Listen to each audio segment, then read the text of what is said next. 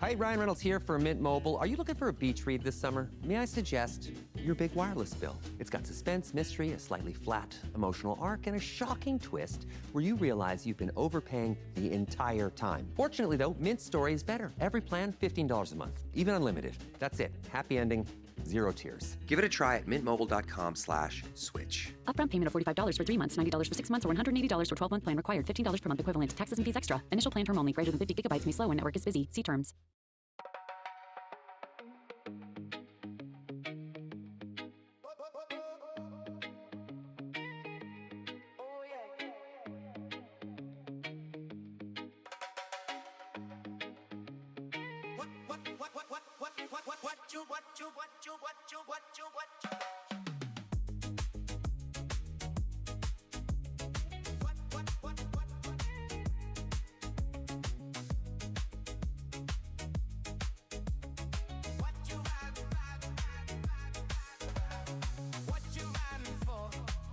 What is up, Cal fans? Welcome back to another episode of the California Golden Bearcast, proud partner of the Blue Wire Podcast Network.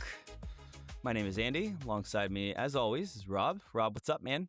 That might have been your smoothest intro of all time. No hiccups, no redos, just straight on through. No notes? That was no notes. That was I'm giving my Oscar clap. I love it. Impressive. That was impressive. Thank you, sir. Thank you.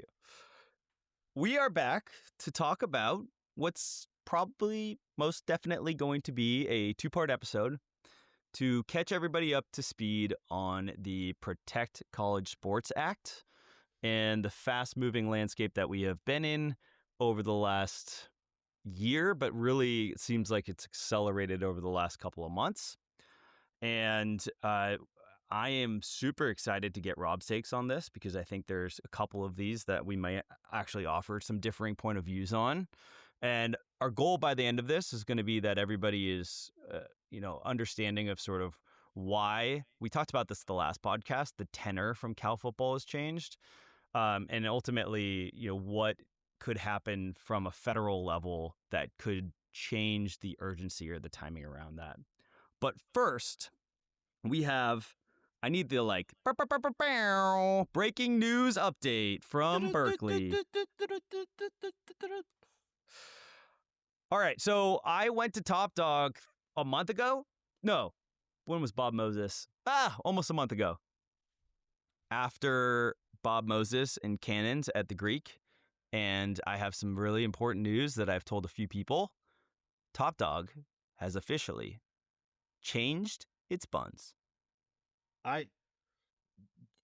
When we were talking about this on the phone and you brought this up, we talked about it as if as if Cal moved to a different conference. The circumstantial oh my God, what is happening? Is it's ginormous. It is earth-shattering that these changes have been made. So we now go to our boots on the ground reporter, Andy Johnston, who has tried said new buns and Top Dog. My first initial question to you, Mr. Johnston, is: does it taste different? I would say that the overall taste of your Top Dog is going to be the same, but your experience is going to be different. And the biggest difference is that the buns are much smaller, so it's less bready. So, and but sizing wise, does the hot dog still fit inside of the bun? Yes. Well, okay. Yes. It's a complicated yes, but it's a yes. Yes. Yeah. Okay. My follow-up question to this is: did you ask why the buns had changed? No, because I thought it, and then I was going through, of course, my brain, and I'm like, am I actually right that they've changed? The biggest difference in the way of noticing is it was a sesame bun before, and it was poppy seed. But I went with my buddy Zach, who went to UCLA, so I didn't have anyone I could bounce that off of. I obviously called you and then was like, is it sesame seed or is it poppy seed? And that's what led me to confirm it to me. Now, keep in mind, maybe I had a weird night. maybe maybe they just ran out of buns that night. But my experience was that they shifted to a poppy seed bun. It is smaller. In my opinion, it is a much smarter move for them because it now means that I can easily eat 2 Top Dogs, whereas I might have been okay with just 1. So why not adjust your bun a little bit, make it more so that instead of paying $4.75 for 1 Top Dog, you now pay $10 for 2 Top Dogs. That seems like boy math to me.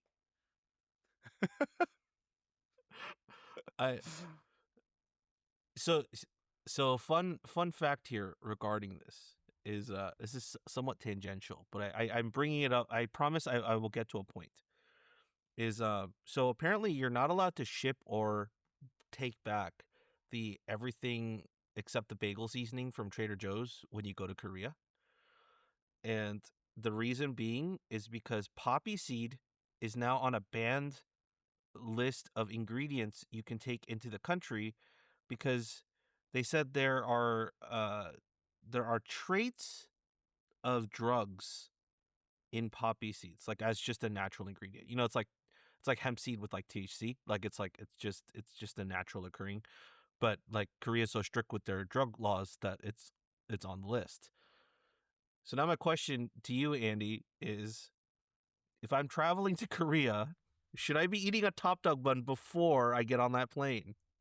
Yes, as long as the poppy seeds don't get stuck in your teeth, apparently. But that's because of heroin. I've always known that. I did not know this. This is brand new information to me. Yeah, that was my logic for always getting a poppy seed bagel. You never knew. Maybe you were getting an added benefit.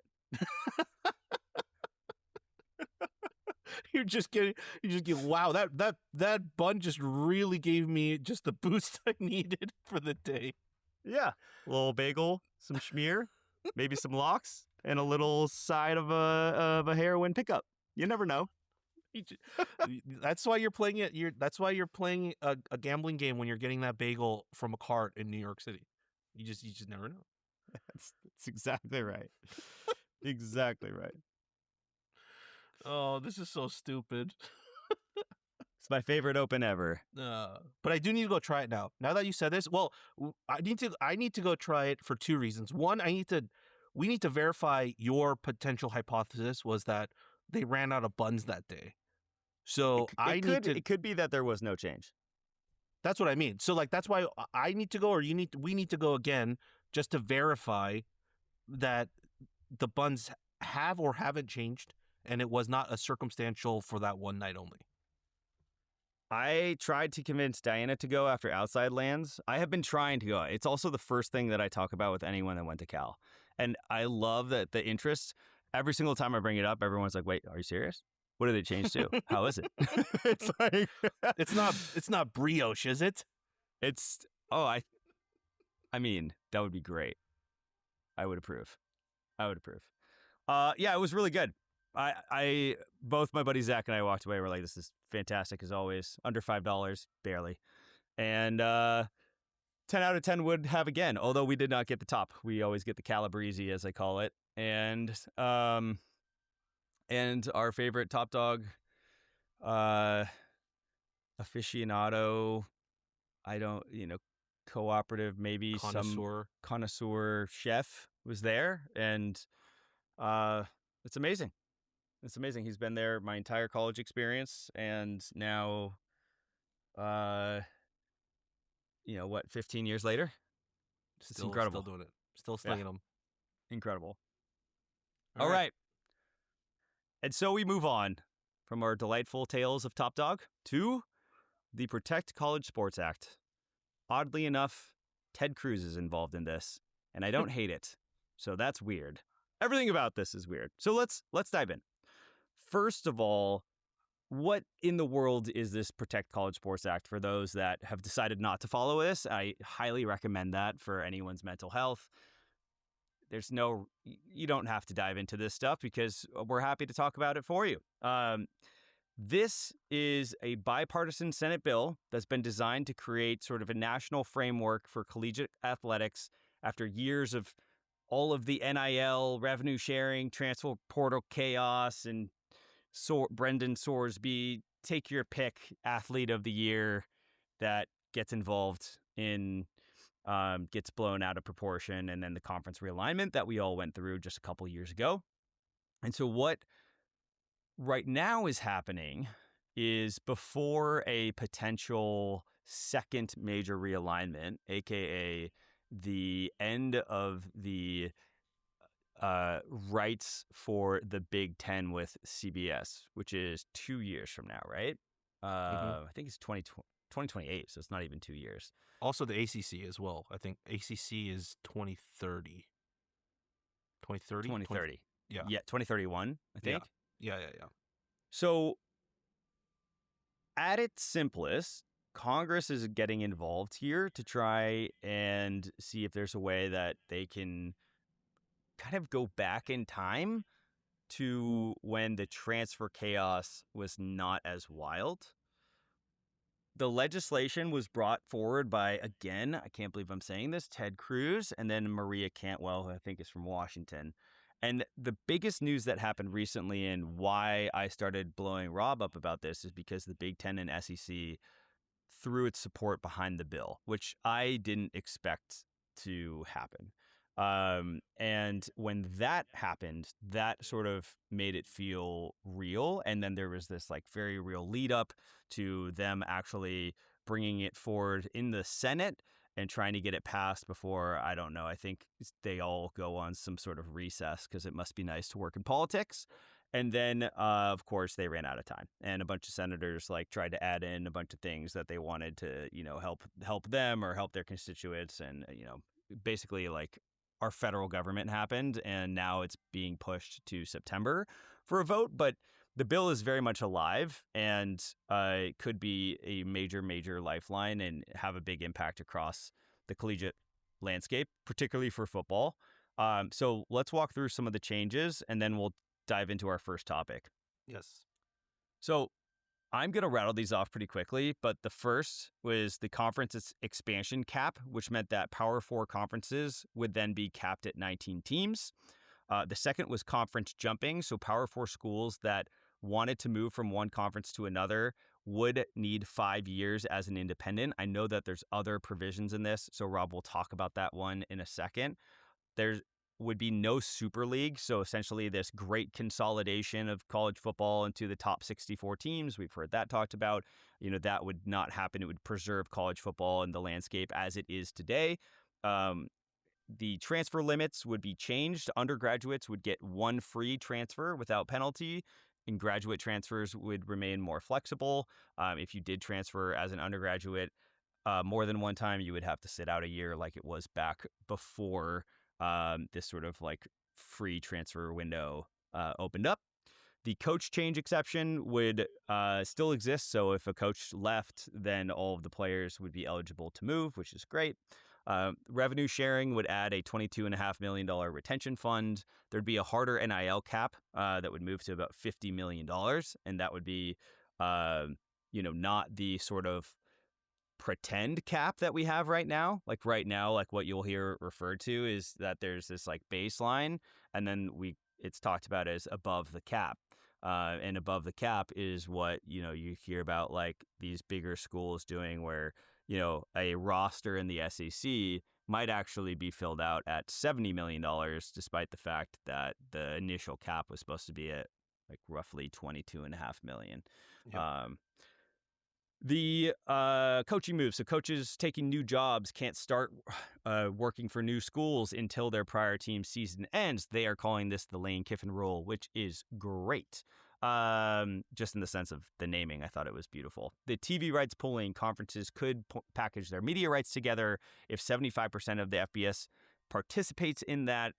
There's a national title timing implication saying that the CFP should end by January 8th, which is we'll talk about it, a little bit silly. And then there's a lot of agent regulation over the fees that agents can charge to collegiate players, because right now they're completely getting taken advantage of in some instances because there's no regulation.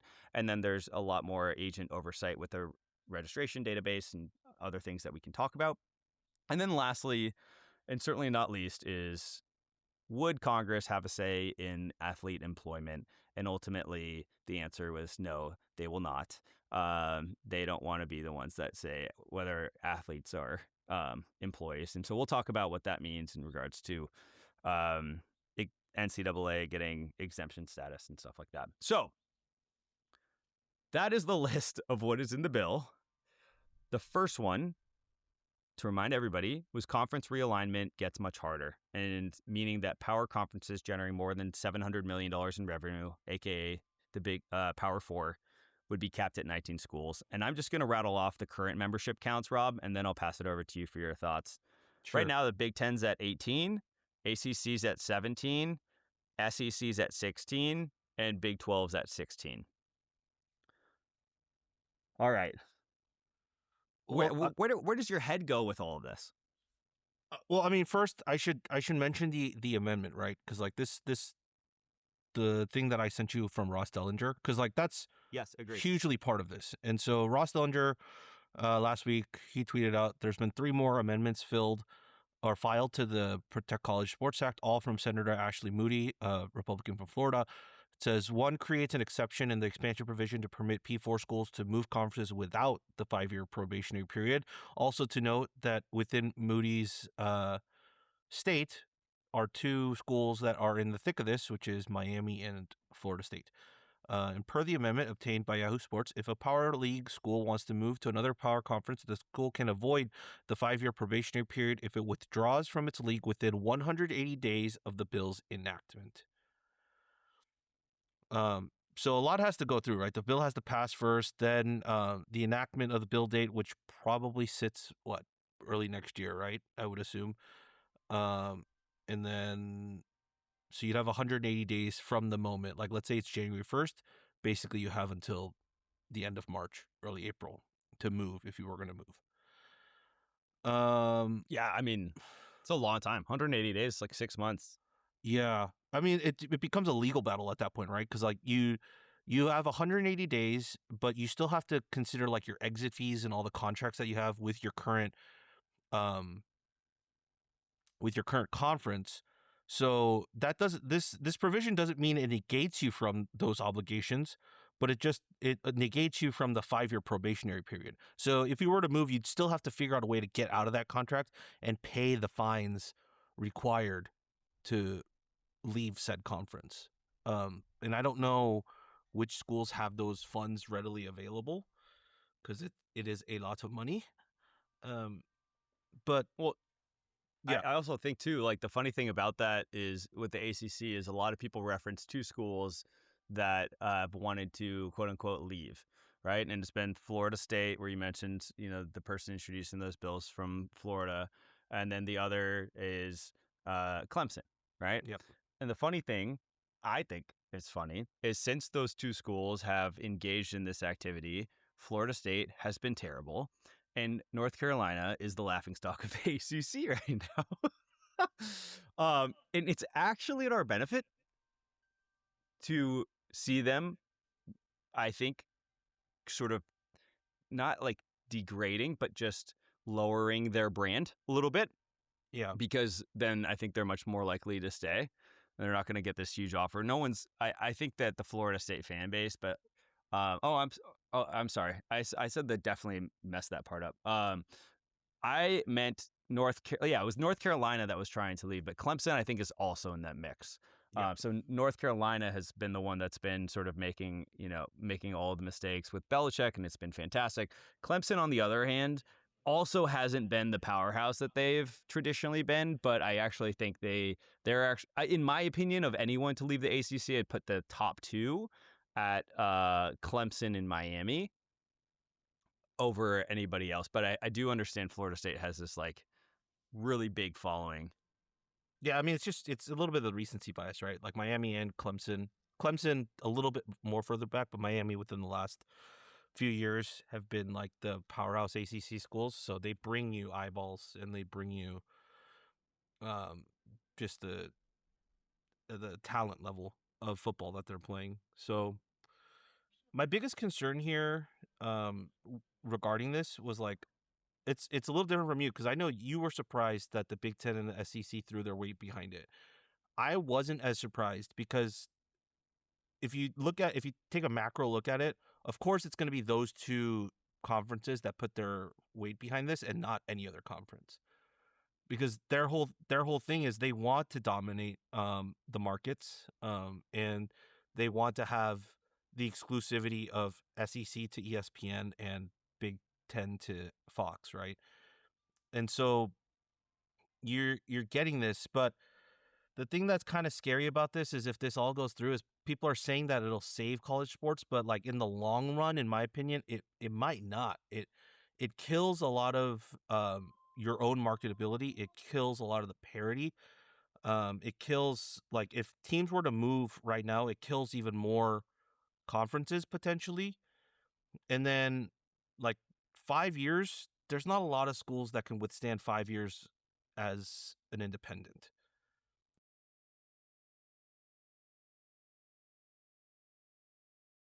So you have all of that, and then ultimately, like, in my opinion, it hurts those two conferences in the long run too, because you're not going to have any sort of, like, if your conference sucks, let's say, just for the sake of the argument, let's say the SEC like decides to bomb itself over the next like 4 or 5 years, and then you lose all leverage in your conversations with for the TV rights.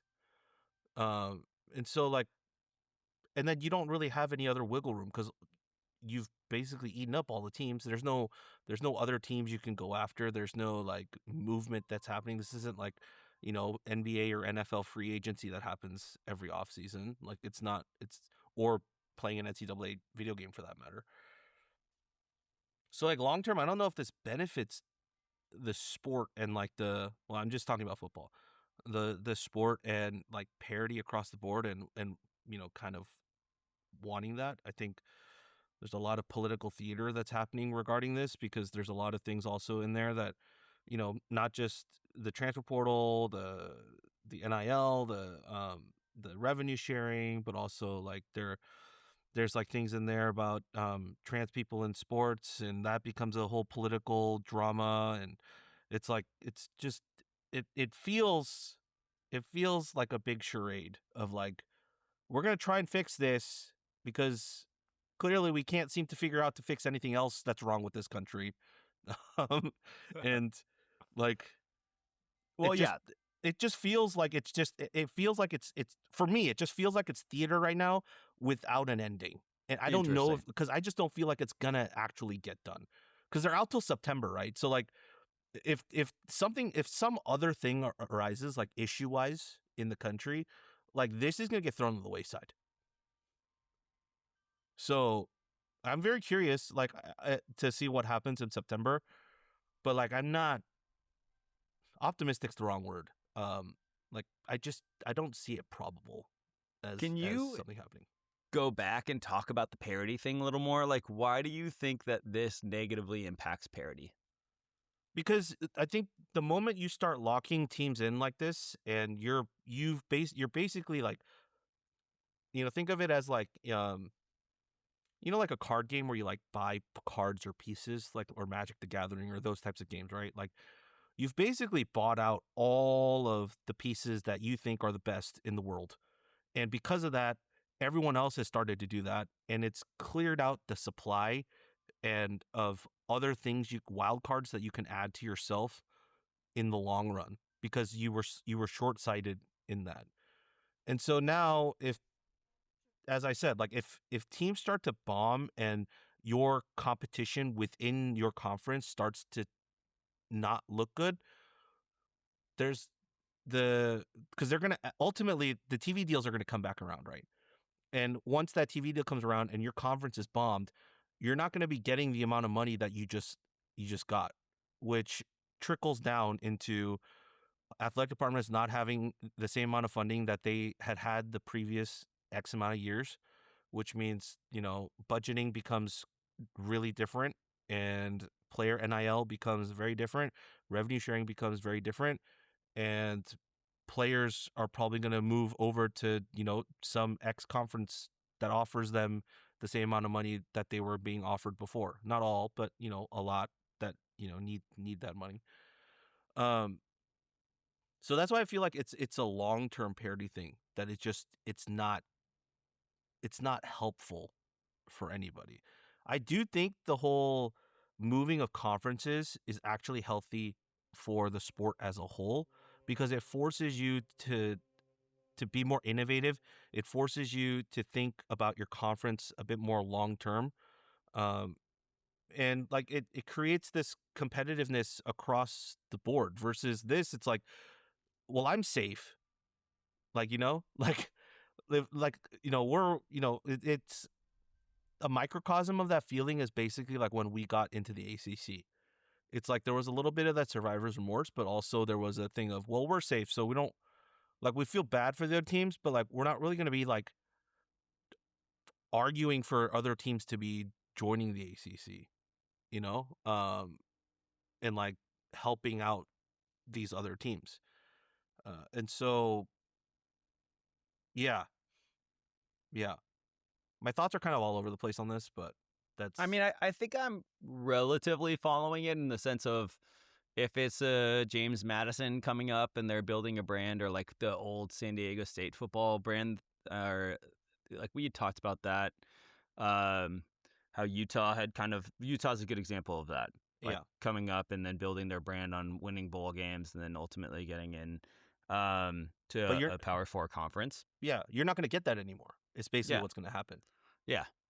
Yeah, that makes sense. I mean, I think for us, maybe I am being more selfish with it, but the stability and the security is in comparison to the existential threat of being what I would call a bubble university in the greater scheme of a realignment, you have to want to go with the security, right? Like I'd much rather be watching D1 Power 4 Cal football 10 years from now than, us being relegated to effectively the Pac-12 and, and it not meaning nearly being the same thing, right? Like, because we have seen what happened with Oregon State and Washington State firsthand. And like we advocated, of course, to stay with them and to support that fan base. And then now we've seen the result of that. And it's like, I hate to say it, but like now might be the time to be a little bit more selfish and say like, we have a long, long, long history at Cal. So I would like to see that endowed selfishly. Yeah. I mean, I don't think that's I don't think that's negative, like a wrong thing to think. It's just because we're all fans of one specific team, right? And so we're gonna hope that, and our university and our program and our football team like survives this, and we're able to enjoy Saturdays in the fall like we have for God knows how many years, and so many generations of people doing so. And so, yeah, of course, um, it's just it's the same conversation we had when realignment was first happening, right? It's like the sport we all loved is dead, and we just don't know what it's going to be or what it's going to look like in the next few years. And at this point, if this bill passes, we're basically looking at an NFL, like we're looking at an NFC and an AFC, and we're just kind of locked into that, and that's kind of what we're going to be seeing week in and week out. Are we though? Because there's still some room. I mean, if we look at look at team by team or conference by conference, the ACC could add 2 more teams. The SEC could add 3. The Big 12 could add 3. The Big 10 could add 1. So there's still some room for movement there. Yes. I mean, yes, there is room for movement, but like, I guess what I'm saying is like overall big picture, it's gonna look the same in the next few years. I mean, yeah. The cool thing, and this is completely hypothetical, would be putting something like this in place, and then effectively saying you have some relegation component, right?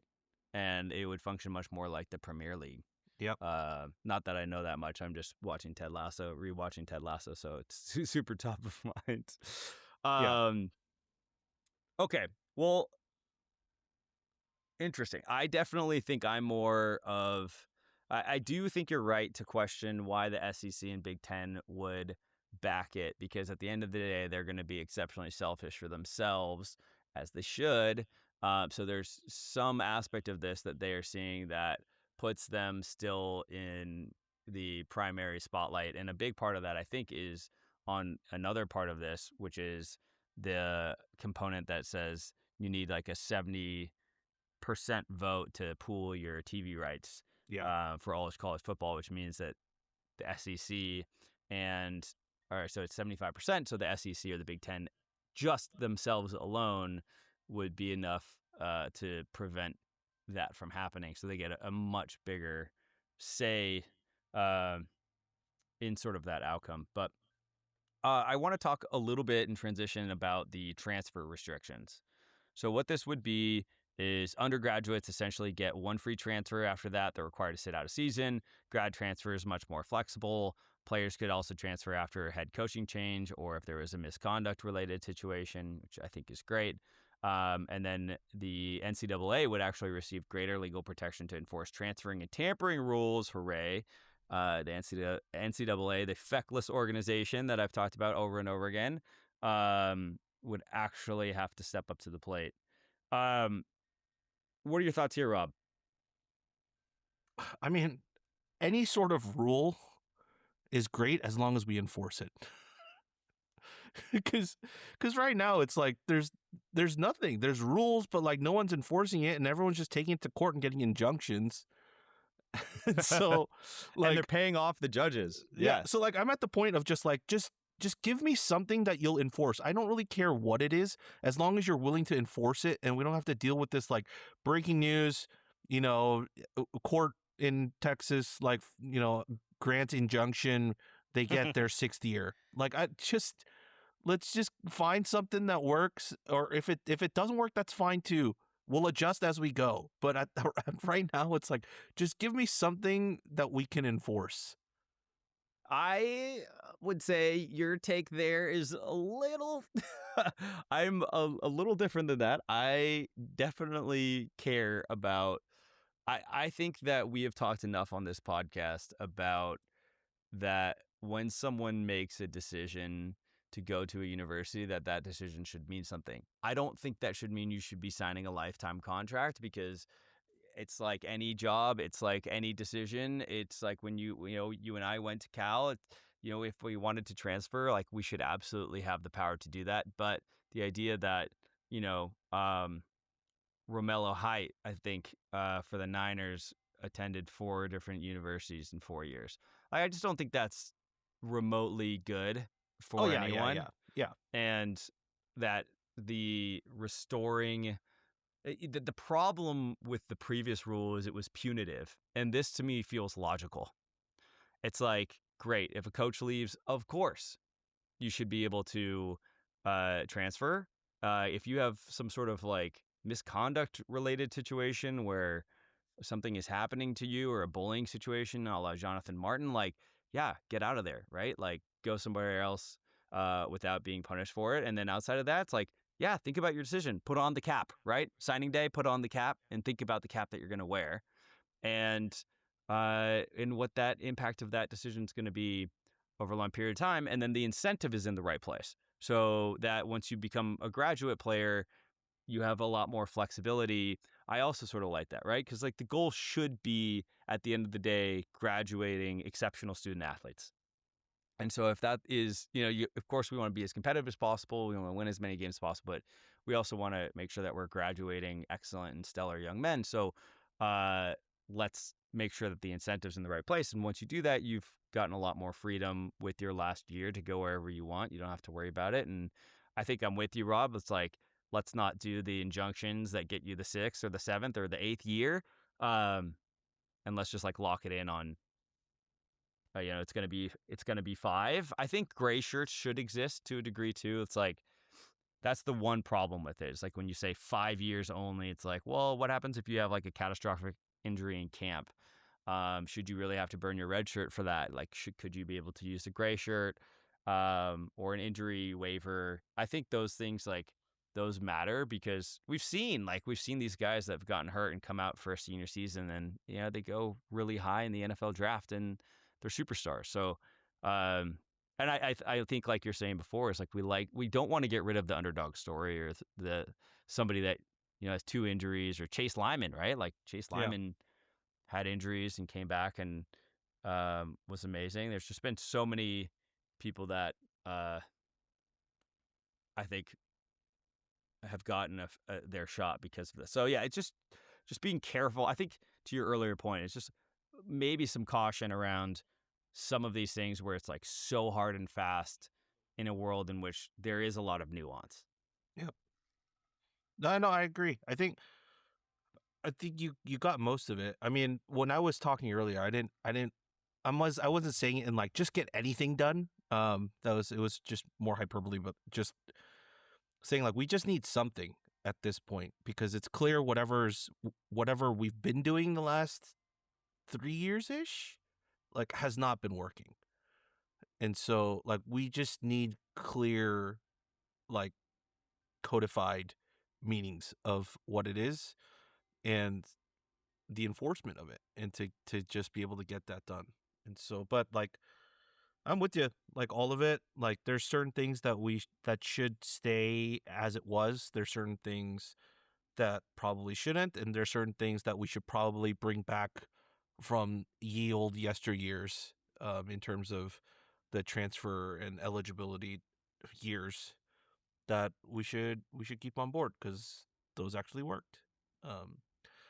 You actually bring up a funny thing like that I wasn't thinking about, but I don't know if we have the time for this conversation, but because you mentioned our goal should be to graduate exceptional student athletes.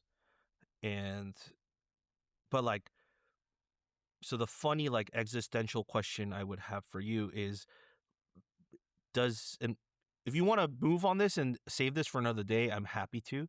But the question I'm posing is, does the environment of college athletics as a whole, like nationally, allow that to be the case? Yes. We have time.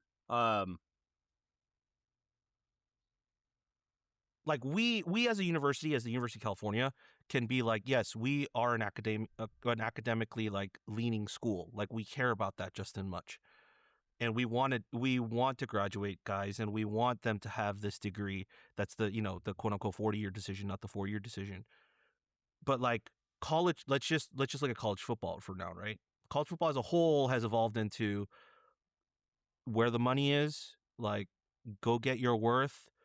And you see it even in like when guys transfer. You're like, you see like teammates and stuff. It's like, go be great. And of course, not all of the time is it about the money. It's like about playing time as well. But that's also included, right? Like the playing time to like go elsewhere because you want to showcase yourself, and the transferring, and even head coaches like moving with exorbitant amount of salaries numbers. And so like, does that like thing of us wanting to graduate students and generate good student athletes still hold its weight when like the entirety of the sport and like anywhere you look to is talking about the money is leading to this, and here is a new NIL deal for this, and here is the new TV deal for this, and like wins equals money. Yeah. I mean, it's a really good question. I think that the statement could be maybe amended to say that it's Cal's goal, but it's also clear for the ACC that that's really important.